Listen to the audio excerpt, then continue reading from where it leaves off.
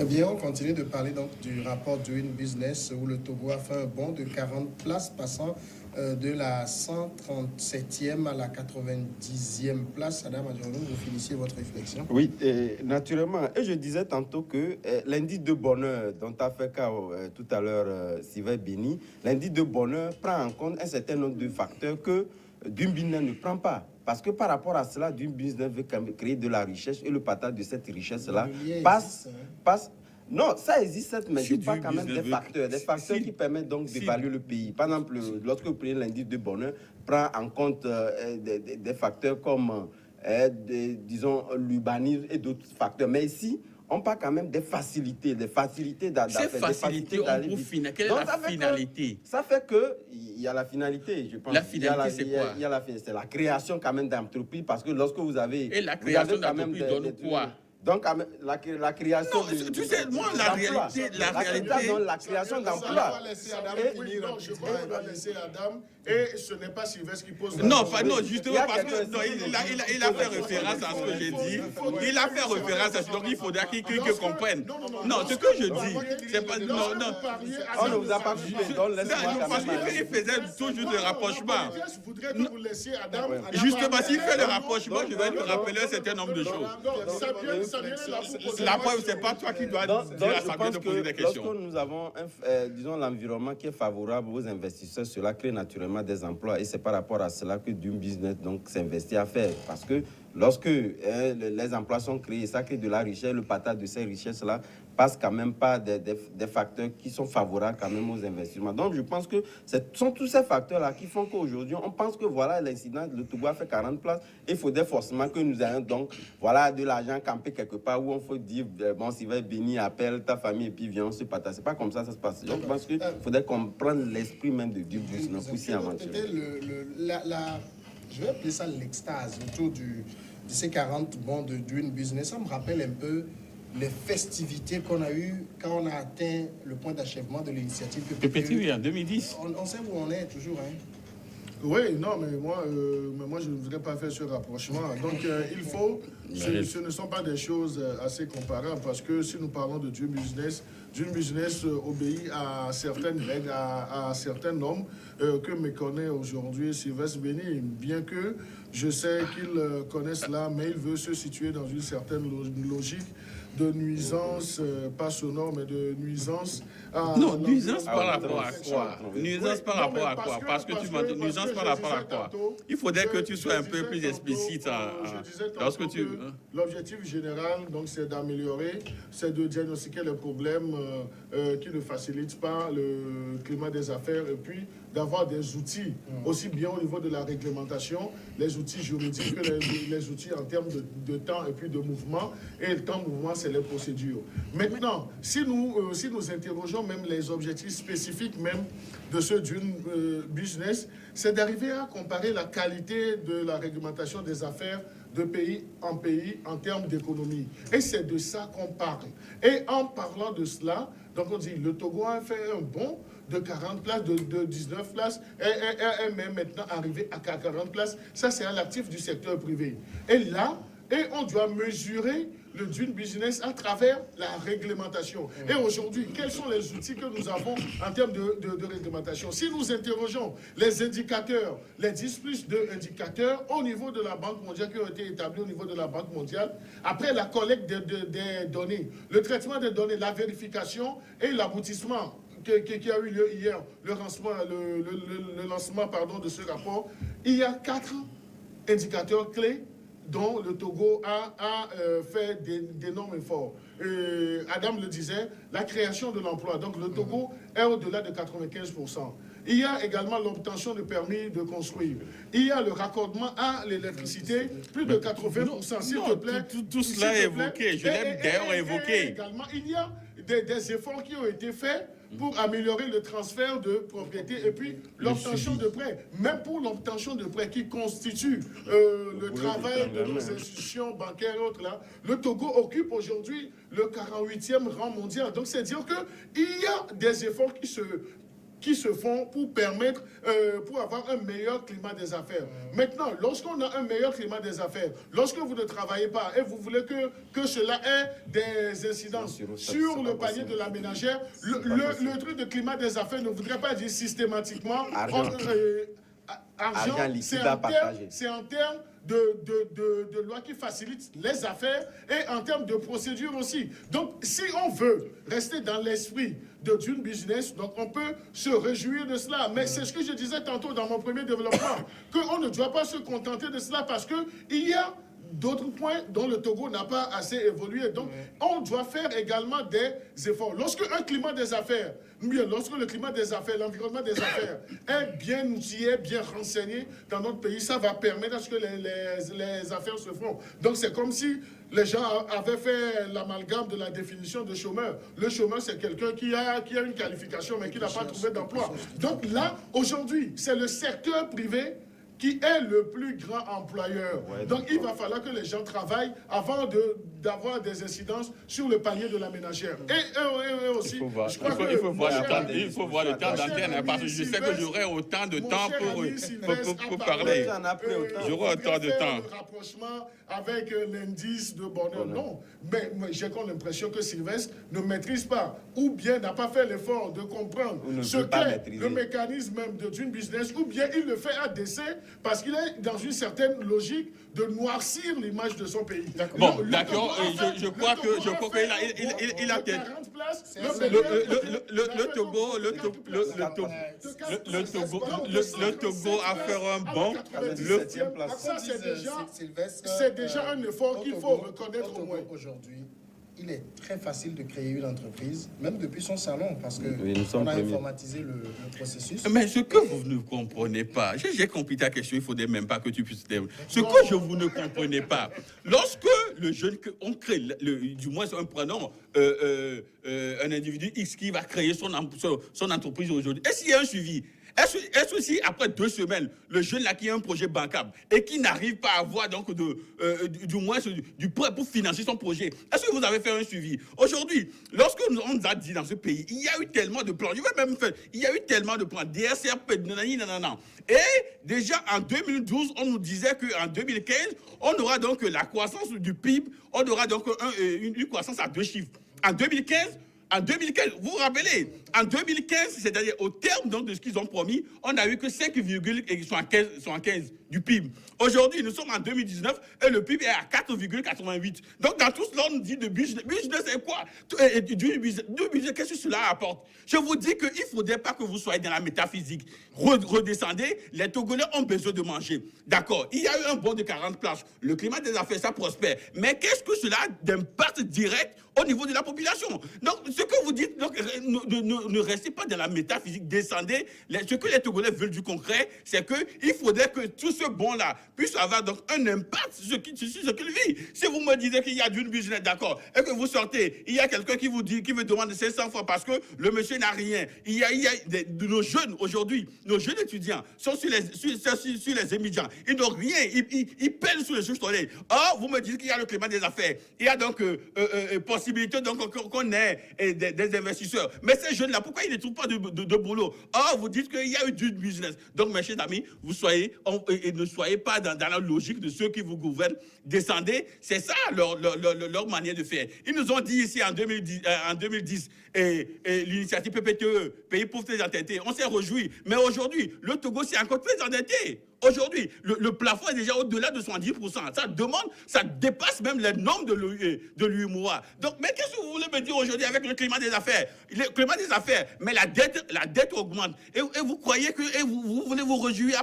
Moi, je ne vais jamais me réjouir de ce slogan-là. Voilà le terme. De ce slogan-là de Dune Business. Parce que ça commence par nous fatiguer, ça commence par nous aboutir, ça commence par véritablement nous sortir hors de nous. Nous voulons, les Togolais veulent manger, offrez-leur à manger, donnez de l'emploi aux jeunes Togolais et vous pouvez rester dans votre business. Ça vient, non, Non, vous j'ai la permettez, parole. je voudrais, s'il te plaît, pour préciser Encore 3 quelque minutes chose sur le sujet là, on va changer. à Sylvestre. Lorsque Sylvestre dit, après la création des entreprises, il y a le suivi en termes d'obtention de prêts. Donc, il ne revient pas. Lorsque vous allez... Si vous... Non, s'il te plaît.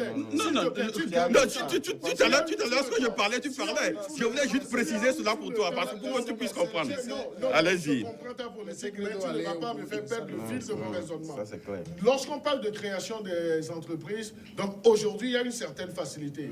Et lorsque vous êtes un responsable, vous voulez créer une entreprise, c'est que vous avez préalablement un plan d'affaires. Parce que vous n'allez pas créer l'entreprise, rester les bras croisés pour dire que l'État ne vous a pas aidé, qu'il n'y a pas un suivi. On ne parle pas d'État, on parle de projet bancaire, on parle de financement de projet des jeunes. Parce que c'est une réalité. Quand le projet n'est pas Sur 1000 emplois créés, sur 1000 entreprises créées aujourd'hui, est-ce que vous êtes sûr que ces 1000 là vont suivre après 2 semaines, 3 semaines? Est-ce que vous êtes sûr? D'accord, on crée des emplois, on crée des entreprises, d'accord, elle est finie. Justement, c'est ce que je dis. On crée des emplois. Celui qui crée l'entreprise doit avoir un plan d'affaires. Justement, je dis, les jeunes ont des projets, mais ils manquent de financement. Lorsque un jeune a un projet de 2 millions et vous l'offrez, on leur donne 200 000. Vous voulez que ce jeune fasse quoi avec ça? Non, c'est pas un jeu. Je vous dis, non. Quand un jeune a un projet de 2 millions, je dis, justement, je dis, il faudrait, non, il commence pas à ennuyer, quoi. Un jeune qui a un projet de 2 millions, vous l'offrez 200 000, il va faire quoi avec? Le sujet, c'est quoi? Je parlais de la création d'entreprise. Lorsque vous créez votre entreprise, cela suppose que vous avez un plan d'affaires. Et lorsque vous voulez même aller jusqu'à l'obtention de prêt, c'est que vous devez monter un dossier. Et ce n'est pas à l'État, ce n'est pas à l'autorité de vous monter ce dossier-là. Et le travail doit être fait par le manager de cette entreprise. Il piège le débat. Reviens sur ce que j'ai dit. Il ne comprend pas, il ne me comprend pas. Non, mais moi, tu voulais que je parle anglais? Oui, je pense que elle ne veut rien comprendre. Je pense que tous les mécanismes, c'est ton interprétation. tous les mécanismes, permettez, tous les mécanismes. Non, il continue de parler. Je pense que tous les mécanismes d'évaluation mis en place, je pense que tout à l'heure, comme le disait Sylvestre tout à l'heure, en parlant d'indices de bonheur et tout, le Togo n'est pas initiateur quand même de tous ces mécanismes d'évaluation. Et par rapport à cela, je pense que lorsque... Et c'est le gouvernement togolais lui-même qui prend en lui... C'est le Togo qui prend en lui... Non, s'il me prend, je réponds. Aujourd'hui, c'est du business qui permet quand même de mesurer l'environnement, l'avancement que les pays ont fait. Et par rapport à cela, c'est le pays. Parce que du business ne vient pas forcer les pays de se faire évaluer. Et par rapport à cela, le Togo s'est fait évaluer. Et on a constaté qu'au Togo, vraiment, le climat des affaires, ça marche. Voilà pourquoi le Togo engrange ces points-là. Donc, je pense que lorsqu'il faut rester dans cette unité, en fait, de la figuration, à peindre, à noir, tout ce qui se fait, je pense qu'il n'y a pas cette volonté-là. Ils ne me comprennent pas. Je crois qu'à un moment donné, ils ne me comprennent pas. Ce que je dis, vous ne comprenez pas. Je crois que vous êtes dans votre logique. Vous continuez. Moi, ce que je voulais que je vous puissiez comprendre. Non, vous êtes dans votre logique.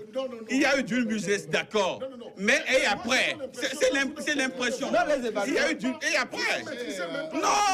Non, vous ne comprenez pas ce que je dis. Je voulais même parler de raccordement. Vous êtes dans votre rôle. Je ne suis pas... Vous êtes dans votre rôle. Le du business n'apporte pas de plus à notre Togolais. Il faudrait comprendre.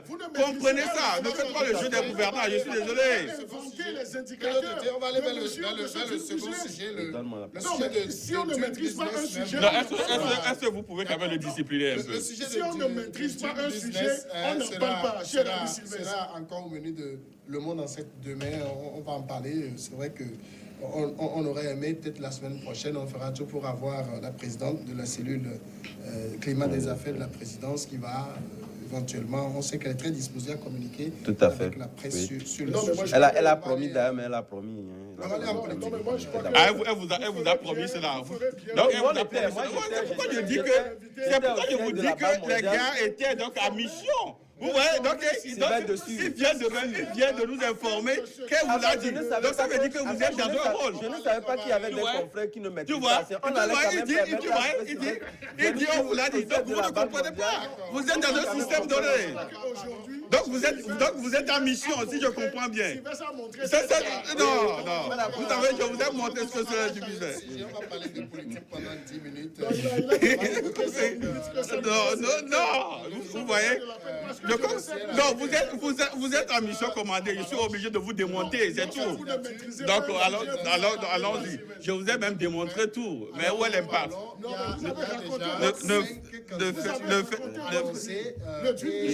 Plusieurs autres partis prévoient leur congrès sur le week-end. L'indice de bonheur. Est-ce que le monsieur est là, je crois? La présidentielle. Finalement. Donc, Sylvestre, la parole vous revient. Justement. Pour la présidentielle de 2020, vous avez le sentiment que c'est la foire aux candidatures? Non, je crois que dans une précédente parution, je crois qu'il y a un mois, nous l'avons déjà annoncé, qu'on aura donc un record de candidatures du fait donc du jeu politique. Aujourd'hui, surtout avec la question des deux tours qui est réglée, je me dis que véritablement, on sera donc dans une foire aux candidatures. Et là, c'est ça, je crois que c'est le jeu politique. Ça vient, je me dis qu'aujourd'hui, il y a dans la semaine, il y aura encore d'autres personnes qui, éventuellement, pourront également annoncer leur candidature. Je profite là pour le moment. Mais c'est là, nous sommes à 4 mois donc, de la présidentielle. Vous verrez sûrement que les gens vont s'annoncer. Mais ce que nous devons peut-être souhaiter, c'est qu'il faudrait que la vérité des urnes soit respectée. Parce que depuis des années, lorsque vous prenez la première élection présidentielle au Togo, au sorti donc de la période dure de dictature, c'est-à-dire la première élection que nous avons eue en 93, en août 93, vous voyez que depuis cette élection-là, ça n'a jamais été clair à la transparence. C'est en fait un mot qui est très rare au Togo. Et on a vu même le seuil, le Rubicon est franchi donc en 2005, où même c'est les militaires qui sont venus voler les urnes, ne serait-ce que pour faire gagner un candidat. Tout cela, c'est triste. L'image a fait le tour du monde, c'est encore sur les réseaux sociaux et tout. Mais donc, ce que nous souhaitons véritablement, il faudrait qu'en 2020, que la vérité des urnes soit respectée et que celui sur qui les Togolais ont porté véritablement le choix, que celui-là soit proclamé gagnant. Credo Tété, qu'est-ce qui pousse autant de personnes à s'annoncer? On en a déjà 5. Je rappelle qu'en 2015, on en avait eu 5, tout juste. On était une élection à un seul tour. C'est la possibilité des deux tours qui pousse tout le monde à se lancer dans l'aventure. Non, je crois que pour tout politique, l'objectif premier, c'est de conquérir le pouvoir. Donc, c'est l'envie d'être au perchoir qui pousse les candidatures. Donc aujourd'hui, nous sommes à 5, mais cela ne voudrait pas dire que les candidatures vont s'arrêter à 5. Donc il y aura... Bon, je dis 5 parce qu'il y a eu un 6e dont on a parlé, qui est venu d'Allemagne avec un nom assez... Qui a pris le nom de sa femme, là. Donc lui, on le met dans le panier des inconnus, mais donc on parle de 5. Oui, mais on parle de 5, mais moi je ne parlerai pas de panier des inconnus, mais de plaisanter aussi, parce que tout le monde pense que lorsqu'il s'agit de l'élection présidentielle, pour pouvoir se faire connaître du public, donc il faut déposer sa candidature, même si la personne n'a pas une meilleure lecture c'est ma candidature, vous avez oublié. Oui, de la situation sociopolitique que vit le pays. Donc aujourd'hui, nous sommes à 6-1. De candidatures, donc ce qui voudrait dire que d'autres candidatures peuvent s'annoncer encore dans les semaines à venir. Donc là, je crois que c'est le jeu démocratique. Donc c'est pas un péché. Non, ce n'est pas un péché. On ne peut pas reprocher à ces candidatures de s'être exprimées. Maintenant, il revient à ce qu'ils jouent leur partition sur le terrain et puis qu'ils rassemblent toutes les chances de leur côté pour se faire élire. Et dire, comme Sylvestre a prêté l'intention, je crois que le jeu démocratique est d'actualité au Togo et le jeu électoral aussi s'est bien exprimé. Donc je n'ai pas les outils qui lui ont permis de dire que depuis 1993, il n'y a pas eu de véritable élection dans notre pays. Donc je lui concède cela. Mais toujours est-il que c'est les résultats qui sont sortis des urnes, qui sont disons, proclamés. Et tout le monde sait comment est-ce que tout le circuit électoral est fait. Donc là, il faut plutôt que les acteurs politiques s'investissent dans l'éducation de leurs militants et qu'ils aient des programmes de société à faire vendre, disons, aux populations pour espérer avoir leur confiance. Adam, de toute façon, c'est vrai qu'on parle ici d'avalanche de candidatures, mais le Togo n'atteindra jamais le chiffre des 33 candidatures que le Bénin a atteint une fois, des 36 que le Madagascar a connu une fois, des 26 que la Tunisie a connu la dernière fois. On ne sait jamais parce que ce serait trop tôt de mettre un peu la charrue devant le bœuf lorsqu'on voit un peu l'environnement favorable qu'offre aujourd'hui l'exécutif par rapport même à ces candidatures-là. Ça peut quand même attirer des intentions. Mais aujourd'hui, moi, je dis que ces annonces de candidature ne sont que des annonces d'intention. Et cela n'occulte pas des options qui sont donc avancées de part et d'autre. Naturellement, le fait d'avoir donc une candidature unique au niveau de l'opposition. Mais l'autre aspect quand même qu'il faut faire aussi remarquer, c'est que ces annonces qui sont faites aujourd'hui ne sont pas forcément celles-là qui iront forcément à la veille de ces échéances-là. Nous allons connaître quand même des défections, compte tenu du fait que c'est tout à fait normal, étant donné que le Togo aujourd'hui a les 2 tours, et puis il y a aussi un pan du sujet concernant donc le financement de ces partis politiques et autres là. Donc cela attire quand même les appétits, et par rapport à cela, je pense que ce score, c'est vrai que si jamais nous ne l'avons pas atteint par le passé, cela ne voudrait pas dire que les gens ne puissent quand même pas nourrir les intentions de pouvoir se présenter. Ça peut arriver naturellement, surtout que nous avions vu déjà 2 ou 3 de la diaspora qui sont arrivés, et la plupart étant, au lieu de rester critiqués, je pense qu'aujourd'hui le parti au pouvoir n'occulte quand même pas, ou du moins ne fait barrière à aucune candidature. Et d'ailleurs même lui-même il encourage déjà cela pour que quand même le jeu soit quand même un jeu de taille, pour permettre quand même à chaque candidat de pouvoir mesurer sa taille sur l'échéance politique. Contrairement à ce que nous constatons au niveau d'un certain nombre de partis comme le PNP, qui est un parti qui a eu quand même à faire remuer les choses et qui d'ailleurs me fuit aujourd'hui les élections. Lorsqu'on a un poids, il faudrait quand même l'exprimer par les élections, c'est ce qu'on a fait. Sylvestre, toutes ces candidatures qui s'annoncent aujourd'hui sont des opposants au pouvoir. Apparemment. Apparemment, parce que vous savez, je vous apprends rien. Le pouvoir a aussi suscité des candidats sous le cliché opposant. On les connaît également, je ne vais pas donner de nom. Donc, c'est ça. Et puis, lorsque, tout à l'heure, j'écoutais mon confrère qui disait que le pouvoir n'a pas occulté, n'a pas empêché certains de devenir candidats, je me demande s'il se rappelle d'un certain Bokor. Voyez-vous, donc là, je crois qu'il a eu sa réponse. Donc aujourd'hui, il y a... Non, est-ce qu'il peut me laisser continuer? Est-ce que tu peux me laisser continuer? Justement, non. Si tu peux me laisser continuer, vous avez un Togolais que la Constitution donne le droit. La Constitution dit que tout Togolais peut rentrer dans son pays quand il le veut, mais quand même, quelqu'un, on sait que le monsieur nourrit des ambitions, il veut devenir dirigeant de ce pays et le conduire. Je vous dis, on a empêché ce monsieur-là de revenir dans son pays. Là, je crois que c'est ça. Donc, ce que je dis, est-ce qu'il peut me laisser continuer? Je vous dis, justement, mais si vous voulez, c'est une confidence. Si vous voulez, c'est une confidence. Donc, ils ont tout fait pour l'écarter. Ils ont tout fait parce que le monsieur représentait une véritable... C'est un grand challenger. Et puis les gens ont tout fait ne serait-ce pour mettre ce monsieur-là loin donc, de nos frontières. Donc ce que je dis, je vous dis ce monsieur, moi j'ai pas des candidats comme vous savez, on sait votre mouture. Alors donc pour revenir peut-être à votre question, il ne faudrait pas qu'il me laisse perdre le fil. Je dis que voilà, il y a c'est pas des pseudo-opposants aussi qui sont là, dont les candidatures sont souvent suscitées par le régime, parce qu'on l'a tellement vu. Il y a déjà dans les 5, là, annoncé? Non, il y en a déjà dans les 5. Il y en a déjà dans les 5. Donc, si vous voulez, donc je... Non, Sylvestre, la dernière chose, la plus importante qu'on attend, c'est le pouvoir.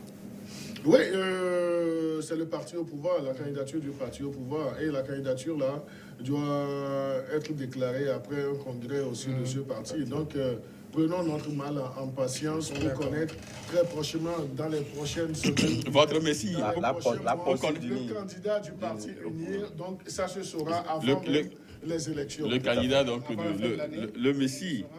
Le Oh, Messie, c'est il stratégique. serait difficile de le définir avant, parce qu'il appartient seulement au bureau exécutif d'UNI de pouvoir définir, de nous donner une date au jour d'aujourd'hui. Je ne Est-ce pense que c'est pas qu'il y ait un quand même vrai une fête. faux suspense qu'on entretient? Voilà. Non, faux suspense dans quelle mesure? Je pense que.